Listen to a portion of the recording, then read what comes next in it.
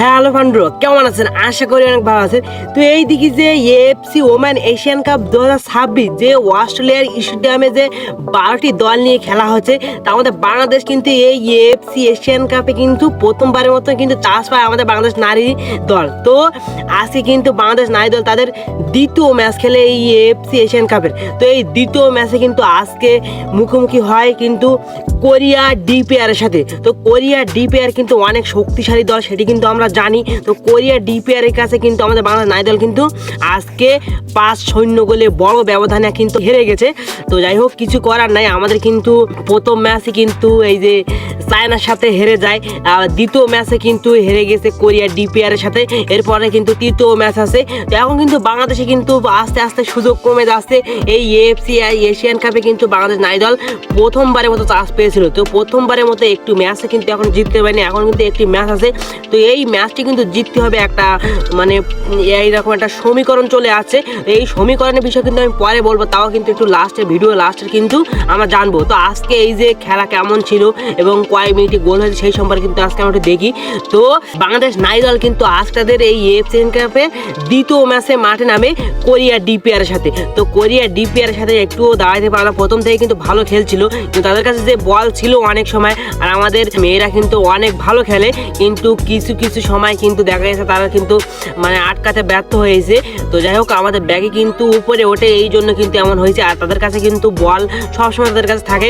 আসলে একজনের কাছে যদি সবসময় বল থাকে, সেখানে কিন্তু গোল হতে দিতেই হবে, সেই মানে যখনই হোক। তো আমাদের কিন্তু 40 মিনিট পর্যন্ত কিন্তু কোনো গোল দিতে পারে না কোরিয়া ডিপিআর। কিন্তু 45 মিনিটে এসে কিন্তু তারা কিন্তু তাদের এটা পেনাল্টি পায়, সেই পেনাল্টিতে কিন্তু একটি গোল দিয়ে দেয়। এরপরে কিন্তু আবার 2 মিনিট পরে মানে 47 মিনিটে কিন্তু তারা তাদের দ্বিতীয় গোল দেয়। মানে হাফ টাইমের আগে তারা কিন্তু আমাদের 2-0 গোলে পিছিয়ে থাকে আমাদের বাংলাদেশ নারী দল। তো এরপরে কিন্তু তারা হাফ টাইমের পরে এসে কিন্তু 62 মিনিটে একটি গোল দেয় এবং 64 মিনিটে একটি গোল দেয়। আর শেষ গোলটি, পঞ্চম গোলটি দেয় কিন্তু 90 মিনিটে। তো শেষ পর্যন্ত কিন্তু তাদের কাছে আমরা 5-0 গোলে হেরে গেছি। তো বাংলাদেশ নারী দল কিন্তু বাঘিনীরা কিন্তু ভালো খেলছিল প্রথম ম্যাচটি। দ্বিতীয় ম্যাচটি মোটামুটি খেলেছে, কিন্তু র্যাঙ্কিংয়ে থাকা তো কিন্তু একটা ব্যাপার। মানে তারা যে কত নাম্বার র্যাঙ্কিংয়ে আর আমরা কত নাম্বারে, তারা যে আমাদের থেকে 103 ধাপ এগিয়ে, তারা কোথায় মাত্র 9 নাম্বার র্যাঙ্কিংয়ে আর আমরা কোথায় 152 নাম্বারে, মানে ব্যাপক ব্যবধানে তারা কিন্তু এগিয়ে আছে। তো তাদের সাথে হারবে, এটাই কিন্তু মানে কথা আর কি। যাই হোক, বাংলাদেশ কিন্তু লড়েছে। এখন কিন্তু এই বাংলাদেশ যে হেরেছে, এখন বাদ পড়বে কিনা। তো আপনাদের একটা কথা বলে রাখি, এখানে যে 12টি দল আছে পরের রাউন্ডে, মানে কোয়ার্টার ফাইনালে কিন্তু ওটা 8টি দল আসবে। 8টি দল মানে যারা 2 নাম্বারে থাকবে, এই যে 12টি 3টি গ্রুপ। তো এখানে কিন্তু 6টি দল ওইভাবে চলে যাবে, আর 2টি দল নিয়ে যাওয়া হবে। তার ক্ষেত্রে 3 নাম্বার যারা থাকবে তাই এগিয়ে থাকবে, একটি দল কিন্তু বাদ পড়বে 3 নাম্বার থাকা দলের ক্ষেত্রে।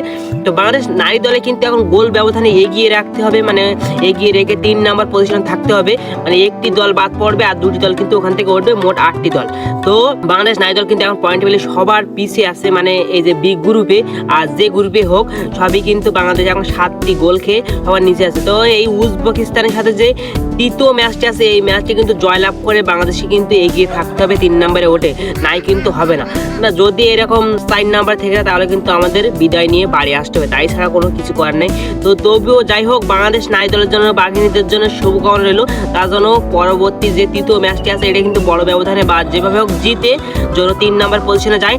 তো এই হলো তাদের জন্য শুভকামনা বা দোয়া আশীর্বাদ রইল। তো আজ এই পর্যন্ত। ভিডিও থেকে লাইক এবং চ্যানেলকে সাবস্ক্রাইব করে আপনি থেকে যাবেন। নেক্সট ভিডিওতে আবার দেখা হবে আপনাদের সাথে। তো আজ এই ভিডিওটা ভালো থাকেন।